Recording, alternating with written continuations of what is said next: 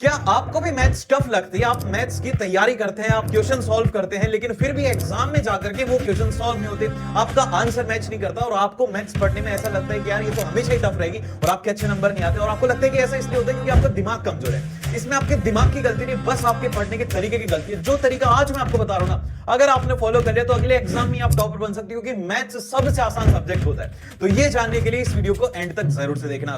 तो भाई देखो, मैथ्स ना बहुत ज्यादा आसान होती है। जैसे मैं बोलता हूं ना, बहुत सारे स्टूडेंट मुझसे कहते हैं कि मैथ्स तो बहुत ज्यादा टफ होती है, इसमें फॉर्मुलाज होते हैं, इसमें क्वेश्चन सॉल्व करना होता है, इसमें कैलकुलेशन होती है, इस वजह से बहुत ज्यादा टफ होती है। पहले मैं आपको एक स्टोरी सुनाता हूं, वो ध्यान से सुनिएगा। एक लेडी थी जो कि ना बचपन से ही अंधी थी, लेकिन उसकी मम्मी उसे एक स्टोरी सुनाया करती थी कि एक ऐसा जादुई झरना है जहां पर कि वो जब जाएगी, जब उससे मुंह धोएगी ना, तो उसकी आंखों की रोशनी वापस आ जाएगी। अब ये वो हर दिन इमेजिन करती थी कि वो है ना उस पानी से अपना मुंह धो रही है और उसकी रोशनी वापस आ गई। वो बस इमेजिन करते रहती थी और वो कभी गई नहीं थी।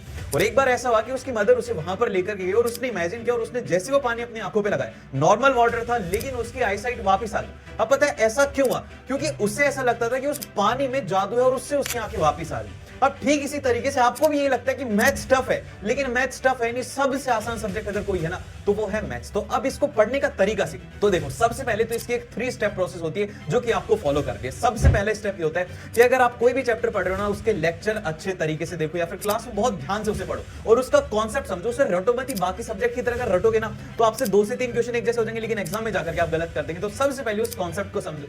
फिर नंबर सेकंड आता है कि अब फॉर्मूला जो आता है, अब ये फॉर्मूला को आपको समझना बहुत ज्यादा जरूरी है। एक तो आप इसको रटोगे ना तो आप बड़ी ही जल्दी बोलोगे, तो ये आप कर सकते हो। जो नंबर थर्ड स्टेप है, अब आपको क्वेश्चंस की प्रैक्टिस करनी है। अगर आप क्वेश्चंस नहीं करोगे, आप प्रैक्टिस नहीं करोगे, आपकी मैथ्स कभी भी इंप्रूव नहीं होने वाली और आपके कभी भी अच्छे नंबर नहीं आएंगे।